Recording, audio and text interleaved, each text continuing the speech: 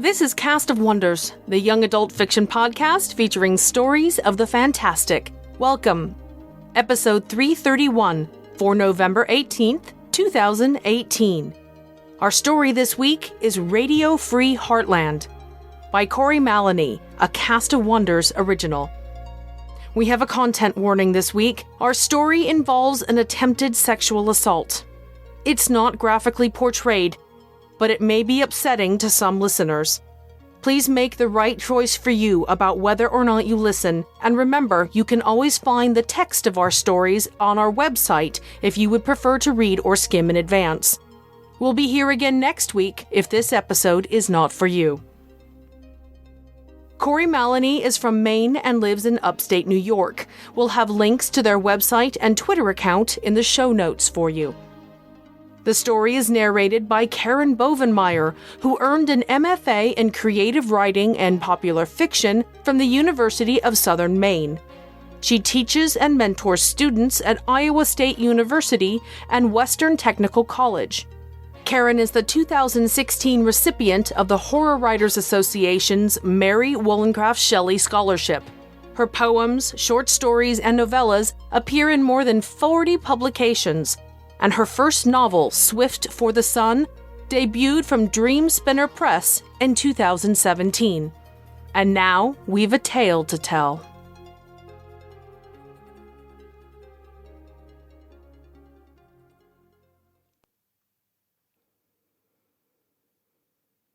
Radio Free Heartland by Corey Maloney. Narrated by Karen Bovenmeier. When the car was just a distant cloud of dust above the cornfields, I turned to Smoke and told him, "You ought to know I shot someone." "We all do things we regret," he said, without looking up from the circle he was drawing in the dirt. His radio sat in the middle of the circle, tuned to nothing, just a hiss of static. It was made of something he called bakelite, which I guess is a fancy kind of old plastic. It was brown like it was supposed to look like wood. "I didn't say I regret it," I said. Smoke nodded and stood up straight, tossing the stick aside and looking up at the scraps of cloud unspooling across the sky. "He deserve it?" "I ain't God," I said, "and I ain't a judge. But I wouldn't have done it if I didn't have a reason. I may have no regrets, but I'd be lying if I told you I didn't run through things sometimes, just to see how they could have turned out different that night. I'd be lying, too, if I said I didn't sometimes wonder how my ma's doing now I'm gone. But what I did that night's how I got to Smoke, and Smoke's how I got to the city. The city's where I met you. So believe me when I say I don't regret a thing." The night I shot Ted, I got one of my feelings. He was out late and Ma was stomping around the house, rattling pots and pans and laying hand to me any time I got near, and the feeling settled over me like how sometimes you can feel your skin's dirty. As long as I can remember, I've been getting feelings. I got a choice, and I just know which one's the right one. Or other times I get a feeling something bad's coming. Like, for example, the time Steve Holbrook's car went into the ravine. I called up Jenny that day before 'cause I got a feeling. And even though I was madder at her than I've ever been at anybody, I had to tell her something was on the way, even though I couldn't say what. When Jenny picked up the phone, I said, "Please don't hang up." And she didn't say anything, but she stayed on the line. But now that I had her on, I didn't know what to say. "My dad said there's something wrong with people like you," she said after a little while, each word prickling like a tiny knife. "He says you're all gonna burn in hell." And I said, "You believe that?" She was quiet a minute. "I don't know." And after another throbbing silence, she said, "I'm sorry, Tessa. It just slipped out when I was talking to Allison. I wanted to laugh and cry and scream all at the same time, but instead I told her not to go do whatever it was she was gonna go do. But of course, when I told her it was on account of a feeling I had, she didn't believe me. She thought I was mad at her, or jealous, or trying to get back at her, and she finally hung up, and I flopped back on my bed and rolled onto my side and stared at the wall, numb. I stayed awake all night, feeling sick and scared. And then the next morning we heard in school Steve had run off the road, and Jenny and Ish Goldberg were in the car with him, and Ish was in the hospital, and Jenny and Steve were dead. So when I got a feeling about Ted, I knew to pay attention. I listened as Ma stumbled round the kitchen, and then eventually I heard the bath running, and I knew she'd lock herself in there for an hour at least. I tiptoed out, pulled the shotgun down from the up top of the cabinet. I made sure both barrels were loaded, and I went into my room and just lay there. At first, I kept the gun hidden under the bed, but once I heard the bath drain out and Ma turn in, I took it out, and I sat there cross-legged atop the sheets and waited for Ted to come home. "This is pretty obvious," Smoke said, "but don't step outside the circle." He'd found the right station on his radio, and the static was replaced by eerie silence. The clouds were turning gray-black and smoky, swirling in from all around just a little bit too fast. I took a step closer to the middle of the circle. The radio squealed. Smoke frowned and started messing with the dials again. Then he picked it up and held it out in his hand like he was feeling how heavy it was. He set it back down and sat there thinking for a minute. The sky and everything went still. Smoke frowned some more and chewed his lip, and after a few moments of thinking, he nodded to himself. "I'm gonna miss this one," he muttered. And then he knelt down over the radio and crooked the fingers of his right hand, and he plunged them into the side of his head like his skin and skull weren't there. There was a gross wet sound, and when he pulled his hand out, he was holding something black and thick and shiny like tar. And for a moment I caught a flash of something in my head. A woman, black hair falling across her eyes, a wide, giddy smile, pulling Smoke by the hand through a midnight garden strung with colored lights, past hummingbirds feeding at night-blooming flowers and leaving glowing trails in the air behind them. The woman looking at me the way I'd always imagined Jenny looking at me. Your face, of course, only I didn't know it yet. The image faded, and Smoke poured the black stuff out of his hand and into the back of the radio with a hiss like water hitting a hot pan. He sat blinking and shaking his head for a minute, and then he tuned the radio again, and there wasn't any static, and the clouds started swirling again, and the cornstalks rustled in the wind. My ma knew Ted from back when they were in high school. He used to be good at baseball, good enough to play on scholarship till he busted his knee and came back home and went to work selling cars. Everyone said he was real nice, and after my daddy left, he kind of swooped in real quick and swept Ma off her feet, as she liked to say. It didn't hurt he was well off. I never told anyone but Jenny what I was afraid of. We were staying after school painting, and I was doing this huge abstract thing and just throwing paint at a canvas because I could never make things look the way I wanted. She was working on a landscape, and it was really good. Windswept prairie, dotted with little trees and bison in the distance. The sky purple and orange over a jagged mountain range. We were the only people in the art room. "I'm scared of him," I said into the silence. I didn't have to say who. That was one thing I liked about Jenny. She understood things you didn't want to say out loud. Most things, anyway. What happened? He walked in on me in the bathroom last night and pretended it was an accident, I said. And you remember how I told you he was looking at me when I was dancing at the wedding. I could see she was gripping the brush hard. You ever need to, she said. You can sleep over with me. I threw some more paint onto my canvas without really looking at it, and I tried not to let on how my heart was racing. After I shot Ted, I took his pickup and drove it to the truck stop on the edge of town.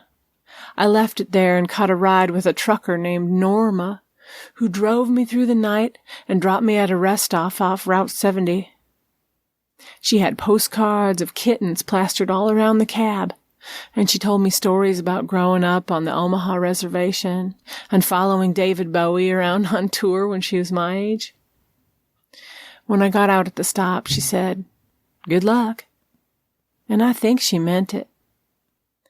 I saw Smoke right away inside. He was leaning against a wall beside a few old arcade games and a claw machine full of stuffed animals.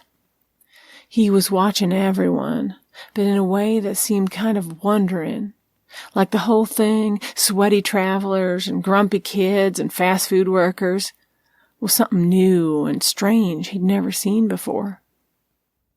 I went right up to him and asked, "Where are you headed?" He looked at me the way sometimes Jenny used to look at her little brothers, and he laughed and he said, "You probably aren't looking to go where I am." "Anywhere's fine with me," I said. "A city would be nice, but I don't matter which one." I always wanted to live in a city. The bright lights and the buildings like a wall protecting you. The way that you can wake up every day and decide to be someone new or nobody at all. I can pay for gas, but you better know up front I ain't doing nothing else with you. He had a short afro and a scraggle of beard tufting from his cheeks and chin, and he rubbed his thumb on it and looked me over. I tried my best not to look scared. "Don't worry. You aren't my type, kid." He bit his bottom lip, showing crooked white teeth, and then he nodded to himself. "I'll do you one better, though. I'll take you to a city, and you can have a place to stay for a while. Not at my place. Call her a friend. She'll let you stay there, and she won't give you any trouble." "What city?" Jenny always went on and on about going to L.A. or New York. She was always cutting out magazine stories about movie stars and singers, and she talked about going and trying to be an actress, even though she'd never even acted in a school play. "I thought that didn't matter," he said. I thought about that for a second and then shook my head. I figured maybe I'd get lucky, make it down to Austin. But he wasn't wrong. It doesn't. You learn a lot about a gun standing watch with it. You feel it in your hands, the metal growing warm, the polished wood of the stock. You run your finger across the trigger guard and the hammer and the safety, and you make for damn sure the safety's off. You check and recheck to see that it's loaded even though you know it is. You feel the balance, and you practice raising it up, aiming it at the door where you know he'll stumble in. You hold it like your grandpa taught you when you were little, when he took you shooting in the empty fields behind his trailer. And you listen to the clock tick out in the hall, and you watch the numbers on your nightstand cycle up and through 1 hour to the next. You make plans on where you'll go because you remember how Miss Walsh got 20 years for stabbing her husband through the temple with a meat fork, even though everyone had seen her bruises. And you don't even have bruises. Just a feeling.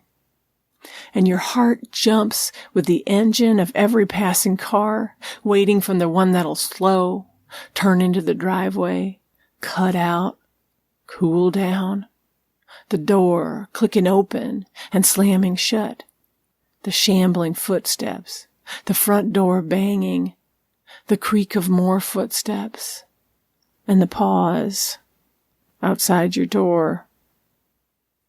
And somewhere in there you drift off to sleep. And when you wake up, there he is, in your open doorway, watching you. Ted was just a stocky shadow, his shoulders sloped and heaving. He took an unsteady step into the room and then stopped as I fumbled to get the shotgun up. The barrel glinted in the light that slashed in from outside. "You shouldn't point that thing at people," he said. He didn't sound too drunk, but I knew him. I knew what he was doing in my doorway, and I knew he'd keep coming back until I put a stop to it my own self. And sure as I'd ever been of anything, I knew I wasn't going to let him lay a hand on me. Ted took another step toward me. "You even know how to use that?" "Yes," I said. "I know how." And I squeezed the trigger. Smoke had a shoebox full of old cassette tapes, and he let me pick the music. He had all kinds of stuff in there. The Beatles and Slick Rick, Springsteen, Creedence, Public Enemy, and Johnny Cash. "You know," I said, as I rifled through the box, "there's these new things called MP3s. Ever hear of them? Really seem like they're going to catch on." Smoke laughed. He drove with one arm out the window, fingertips feeling the wind. "I'm strictly analog," he said. "Go ahead and pick something." I didn't want to put on Creedence because Ted liked them, so I picked Public Enemy because I thought, that's what I am now. It felt kind of good, being a fugitive. It was new and different and exciting, and it sort of fit me, I thought. I'd never wanted to be one of the queer kids, the kids who knew who they were and liked who they liked and didn't try to hide it. Or like Sammy Moore, who made gay jokes because he thought people would stop calling him a fag if he played along. Me, I just wanted to blend in, to be friends with Jenny and Steve and Ish, and I wanted to go to football games and prom and study groups and parties, and that was enough for me. Until it wasn't. Smoke stopped in a little town out in the middle of the prairie. Farmland in every direction, flat like the wind had smoothed everything over. It wasn't really a town or anything, just a few buildings, a couple houses and a gas station with pumps that had little black and white cards to show the prices. Smoke spent a few minutes inside while I walked around on the cracked asphalt to stretch my legs. He came back with a couple of Cokes and some cheese sandwiches wrapped in plastic. A minute later, a skinny white guy in stained overalls came outside. He fumbled the keys when Smoke tossed them his way, and laughed at himself as he bent to pick them up. "Lonnie'll drive us the rest of the way," Smoke said. "Where are we going? Tulsa?" I'd lost track of where we were, but we'd been heading south, and I thought we might be in Oklahoma by now. Wherever we were, it was further from home than I'd ever been. Smoke exchanged a knowing look with Lonnie. Lonnie had a big, wide smile that was mostly gaps. "Not Tulsa," Smoke said. Lonnie dropped us out in the middle of nowhere, on a dirt road with fields of brown stubble on either side. He drove off in Smoke's car, and that was when I told Smoke I shot a man. There was this one time before Ted asked her to marry him, when Ma had a scare at the doctor. Her vision got all swimmy in one eye, and they found something on her optic nerve, and she had some tests, but it was going to take a few days to hear back whether it was cancer or not. And I remember coming home from school to her crying. And that night she and Ted sat on the couch, and I sat on the floor with my back against her legs. Ted ordered a pizza and made popcorn, and we watched TV together and pretended everything was fine. Even then, I knew Ted was bad news. But he cared about her. That was real enough to see. And for a little while, it felt good, even though I was scared she might be dying. Like we could be a family the way I always wanted me and my ma and my daddy to be. Like a comfortable fiction we could wrap around ourselves to ward off what was coming. It turned out the growth was benign, and they didn't have to remove it. And soon enough, Ted was back, talking about how the gays and the feminists were turning our nation into a nation of pussies. And then he was eyeing me up and down, and whatever flicker of family I'd seen in him was gone. I guess Ma held on to it, though, because they got married 2 months later. "It'll be here soon," Smoke said. The sky was filled in every direction with storm clouds, like ink dropped into water, swirling around and us in the middle of it. My ears popped, and all the hairs on my arms and neck stood on end. "Jesus," I said. "We got to find shelter someplace." The cornfields rippled in the wind like the surface of a lake. The fields ran flat into the distance until they hit a line of scraggly trees, but there wasn't any sign of shelter to speak of. All the while, the sun was darkening and swirling, and it felt like any minute now a smoky funnel cloud would stretch out like a tentacle and rip us away from the earth. Smoke shook his head and kept fiddling with his radio, listening and making little adjustments every time the static crackled. "You're safe with me," he said. "I promise." The wind was ripping grit into the air. I reached up to brush my hair out of my eyes, and then I realized I didn't need to because it wasn't actually blowing. It was dead calm on the patch of dirt road where Smoke and I were standing, and the air was clear even. Smoke said, "You know the Fujita scale, right?" "I saw Twister just like everybody else." "F5, he said, getting to his feet and throwing back his head to look straight up at the spiraling supercell overhead. And then, quoting, "Strong frame houses leveled off foundations and swept away. Automobile-sized missiles fly through the air in excess of 100 meters. High-rise buildings have significant structural deformation." He turned to me and grinned, and his voice dropped like he was letting me in on a secret. "Incredible phenomena will occur." Turns out shooting old beer cans in a field behind your grandpa's trailer isn't anything like turning a gun on a real live person. The gun jumped in my hands when I fired, and I dropped it and fell back onto the bed. Ted cried out, and then I heard a thump, and then nothing else. The muzzle flash left a white blob floating in my eyes, but after a minute I made out that Ted was lying against the far wall. I got up and turned on the light just as Ma's doorway burst open and she came stumbling out into the hallway. Ted was sitting up with his back against the wall, and he was breathing fast and shallow. There was a red stain spreading slowly across his shirt by his left hip. It looked like some of the buckshot had caught him in the side, but most of it missed and made a little constellation of holes in the wall beside him. "What the hell?" he croaked. "You shot me!" His eyes darted to Ma. "She shot me!" Ma looked down at Ted and crossed her arms over her chest, breathing hard and playing with her wedding ring, taking it between her right thumb and middle finger and twisting it round and round. When she spoke, her lips barely moved, and it took me a second to realize she was talking to me. "He come into your room?"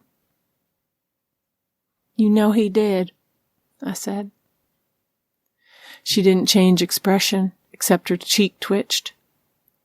Ted's eyes were wide and white, his face real pale like all the color was draining down and leaking out the wound in his side. I got cash in my purse, she said. Take it and get out of here. Her hands went still for a minute, and then she started twisting her ring again. I'll drive him to the hospital. I expect the sheriff will come here after that. You got a couple hours, most likely. I ain't gonna hold him back. I got my stuff together quick. I took half the cash out of her purse along with the keys to Ted's truck from where he'd dropped them on the kitchen counter. I got her coat for her while she was helping him out to her old sedan and laying him across the back seat. She took it from me without saying thanks, and then we stood for a minute, just looking at each other, and emotions sliding across her face like clouds across the sky. That wasn't a very good shot, she said. No, it wasn't. I thought your grandpa taught you better than that, she said. He taught me fine, I said. She reached out and touched my shoulder with her fingertips. I thought she was going to do more, but then she dropped her arm. Her eyes were wet. He's not a bad man, she said. He's not perfect, but he's not a monster. I hope you're right, I said. And that was the last we spoke to each other. Me and my ma, we drove to Denver once when I was little. And I remember seeing it across the plains, this distant city lighting up the sky, and it almost made me cry. It was so beautiful. The city I saw when the dust from smoke's twister cleared was 1,000,000 times more breathtaking than Denver, or probably any city in the world.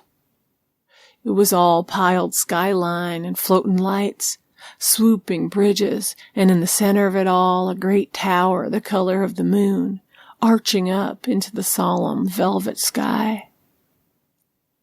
We're here, Smoke said, picking up his radio and putting it in his bag, putting his arm around my shoulder and leading me forward out of the circle, scuffing a gap in the line with his shoe. At the city, he said. The only city, he continued, as we went down a set of stone steps that led to the twisting black canal. The city that dreams itself. We rode a gondola among the lights and the buildings. There was a man made of bronze in the back who wheezed to life and started poling us along when Smoke dropped a few coins into the slot in his back. The bronze man had a speaker where his mouth should be, and he started playing old jazz as the boat slid forward. Up ahead, the glowing tower filled the sky, so high you couldn't see the top. Its reflection lit the water. And as I looked, I could feel, more than I ever had before, the secret part of me. The me that was me. Like how when you peel off a sweaty set of clothes and take a hot shower and come out smelling clean and good. And I thought, I can be anything here. And then, I can be me. I wish Jenny could be here to see this with me. When she used to talk about moving to New York or L.A., I always went along with it. Of course, I knew she'd never go either place, but I liked when she talked about it, because then I got to tell her how beautiful she was without letting on I wanted her more than I'd ever wanted any actress. I wasn't thinking about how it all went wrong with her, about the night I finally broke down and told her how I felt about her, even though I knew, not feeling knew, just knew, it wasn't going to turn out the way I wanted. I wasn't thinking about how I couldn't bring myself to go to her funeral because I was afraid the whispers would follow me even there. The way that they had at school ever since she let slip to Allison what happened, and Allison told all our friends. What I was thinking about was the night last summer when we drove out, all three of us, me and Jenny and Steve and Ish and a bunch of their friends, out into the fields outside of town and made a bonfire. Someone had brought a lemonade jug of something, And when they passed it around the circle, I only pretended to drink, but Jenny, she wasn't pretending. And we were talking and laughing, and the night was warm and hazy, and then suddenly, I don't know what brought it on. Steve and Ish and the other boys were chanting for me and Jenny to make out. And I remember feeling my stomach drop, because for a second I thought, oh God, they know. But I held the panic down, and I tried to laugh it off, but they just got louder. And Jenny got this wicked grin, her eyes glittering and bright in the firelight, and the shadows dancing on her face, and she leaned in and kissed me right on the lips. The boys all started hooting, and then she pulled me close, and I froze because I didn't know in that moment if this was something real, some hidden part of her emerging like a butterfly from its cocoon. And then joy washed everything away, and I was kissing her back. And I could feel her body against mine, her bare leg against my own, and her hand sliding up the leg of my shorts, along the top of my thigh like a secret no one knew but me. And me wishing more than anything we were alone. And oh, they were going to know how much I wanted this. Jenny was going to know. And in that moment I didn't care, because it felt real. It had to be real. How could it not be real? And I could try and convince myself later it was nothing. No, it was just Jenny being Jenny, Jenny being tipsy, Jenny playing to an audience. It wasn't anything I did or anything to do with me.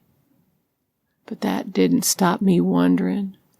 And it didn't stop things taking root and growing until I couldn't stand it anymore, and I had to know the answer, even if it wasn't the one I wanted. I tried not to gawk as smoke led me through the streets, because one thing my daddy taught me before he ran off was it's not polite to stare. But you know what the city's like, the first time. And I couldn't help it as I stumbled past creatures whose names you'd teach me later, when we'd sit at a cafe table in the shadow of your building's ribs, drinking dream stuff from little stone cups. The owlmen, the sexless Esha with their gauze wraps and yellow eyes, the murmurs who were just a shimmer in the air, the creatures in the tower whose dreams sustain the city. But of course, I don't need to tell you all that. When I finally saw you, I forgot everything else for a moment, every impossible thing I'd seen since I met Smoke. And I hoped, more than I ever hoped for anything, this wouldn't turn out to be a dream. Because I felt something blooming inside me, something real warm and radiant, just like the time Jenny kissed me out there in the field by the fire. Because you were the face I'd seen in Smoke's memory.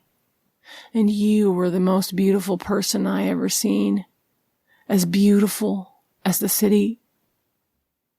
You were glaring at Smoke like you were trying to burn him up by looking at him. The hell are you doing here, Smoke? I picked up a stray, Smoke said. And it didn't seem to bother him the way you were looking at him. She needs a place to stay. He patted me on the shoulder. She's your kind of girl. Shot her stepdad and lit out on her own.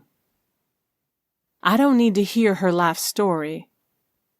I couldn't be sure, but I thought I saw you fighting a smile. She can stay. You can leave. Good to see you too, he said. And he was grinning wide, but I noticed he had his hand in his bag, and I was sure it was resting on his radio. I wondered about what you meant to him, and what that might mean for me. But there was plenty of time to figure that out. Plenty of time for everything. Be seeing you, Tessa, he said, and then you watched him as he left, and then turned to me and held out your hand to shake. Quinn So. Tessa Blackwood. What are you so happy about?" "Oh, nothing," I said, and I tried not to smile, but I couldn't help myself. My mouth just kept twitching up at the corners. "Everything. I don't know. I got a good feeling about you. That's all."